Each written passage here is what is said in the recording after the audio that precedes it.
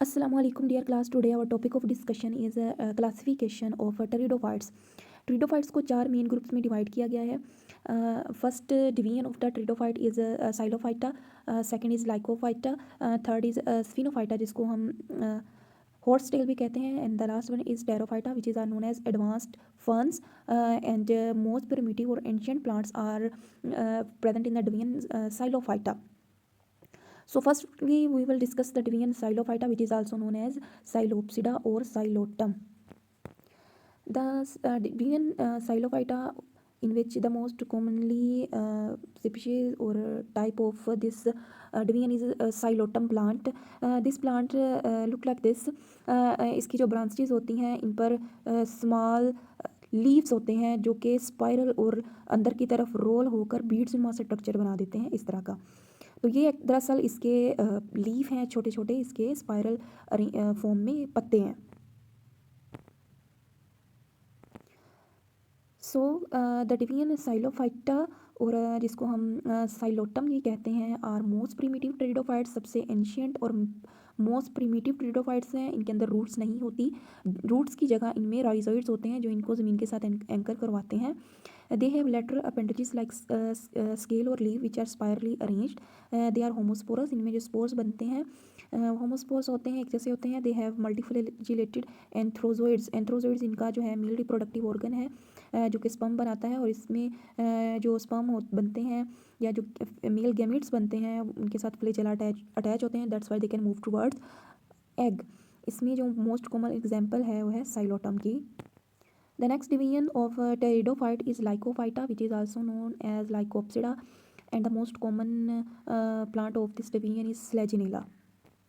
Selaginella plant have small microphyllous leaves. Microphyllous leaves mean they are very small leaves. The plant body has root, stem and leaves. They have microphyllous leaves. Leaves बहुत small होते हैं, and they are homospores in Lycopodium और heterospores in Selaginella. Lycopodium भी इसी की एक example है division साइलोफाइटा की, डिवीजन लाइकोप्सिडा की. और इसके अंदर जो स्पोर्स बनते हैं लाइकोपोडियम के अंदर होमोस्पोर्स होते हैं, लेकिन स्लैजिनेला प्लांट के अंदर जो स्पोर्स बनते हैं वो हेट्रोस्पोर्स होते हैं, एक जैसे नहीं होते, एक दूसरे से डिफरेंट होते हैं. They are also known as club mosses. इनको हम क्लब मोसिस प्लांट भी. These club mosses are mostly look like this.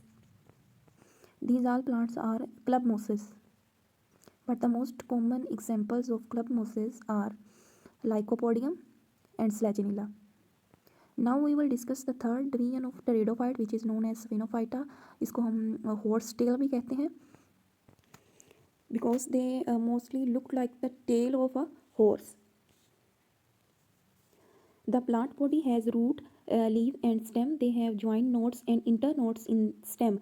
अभी जो इसकी स्टेम होती है उसके अंदर अगर हम एक हॉर्स टेल या इक्वेस्टम प्लांट का स्टेम लें और इसका स्ट्रक्चर देखें तो इस तरह की छोटी छोटी इस पर आइस नुमा स्ट्रक्चर बने होते हैं. छोटी छोटी इस पर आंखें होती हैं जिनको हम इनके दरमियानी फासले को हम इंटरनोड कहते हैं.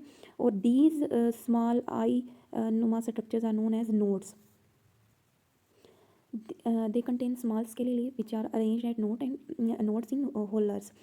They are known as horsetail. इनको हम horsetail भी कहते हैं. Equestum is the only living genus of this class. यानी कि इस क्लास का सिर्फ एक जो लिविंग जीनस रह गया है, जो टाइप रह गई है इस डिवीजन की, वो इक्वेस्टम ही है. They are homosporous. इनमें जो स्पोर्स बनते हैं होमोस्पोर्स होते हैं, and the example is only equisetum plant. Now we will discuss the last division of pteridophyte, which is Pterophyta, mostly known as ferns, and they are advanced plants. This division is also known as Pteropsida, or most commonly known plant of this division is Marsilia.